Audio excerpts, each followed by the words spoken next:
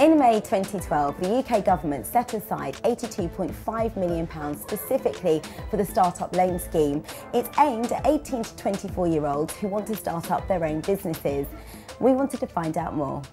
Can you tell us a little bit more about Start-up Loans and how it is part of the Start-up Britain scheme? Start-up Britain is a phenomenal campaign to promote enterprise across the UK, and so we've teamed up with them to help spread the awareness of Start-up loans. The average loans that people are borrowing are £2,500.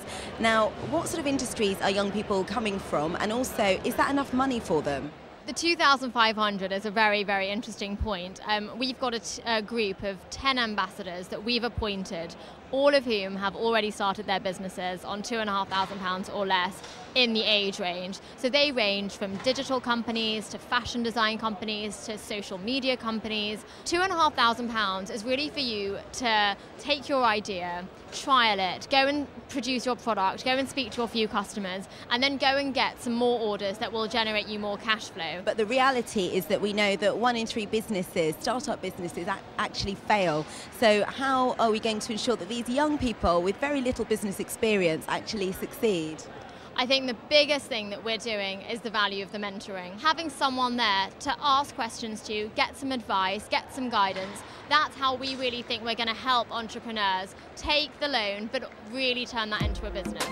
We went into the Startup Tour bus to find out how some successful entrepreneurs created their businesses.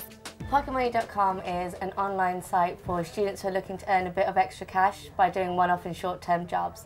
Startup fees was about £1,000. That was to buy my new laptop and a few programs to build the site on. There must be some risks though, and what would they be?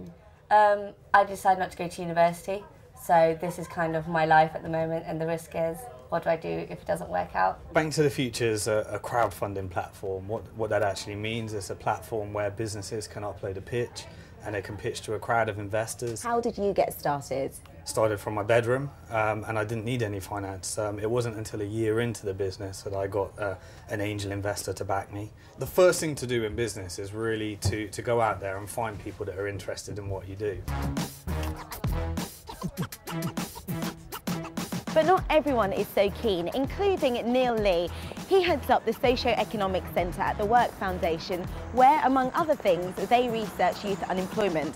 So we're going to go and find out his perspective. What are your particular points for concern in regards to start-up loans? Well, so it's important to say that the aims of start-up loans are a good thing. I mean, letting young people take control of their own destiny, that's great. Starting up new companies, this is also a good thing. But the problem is that entrepreneurship is very, very hard. I mean, most new firms don't live to see their 5th birthday. Most new firms fail. Do you think this scheme will actually bring about any change in regards to youth enterprise? They tried schemes like this in the 1980s, for example, and actually what happened was that you had a lot of young people who set up firms, the firms didn't do very well, and these young people were discouraged from enterprise. Do you think that this age group are well equipped enough to be starting up businesses? What we know about successful entrepreneurship is that it tends to be people who have experience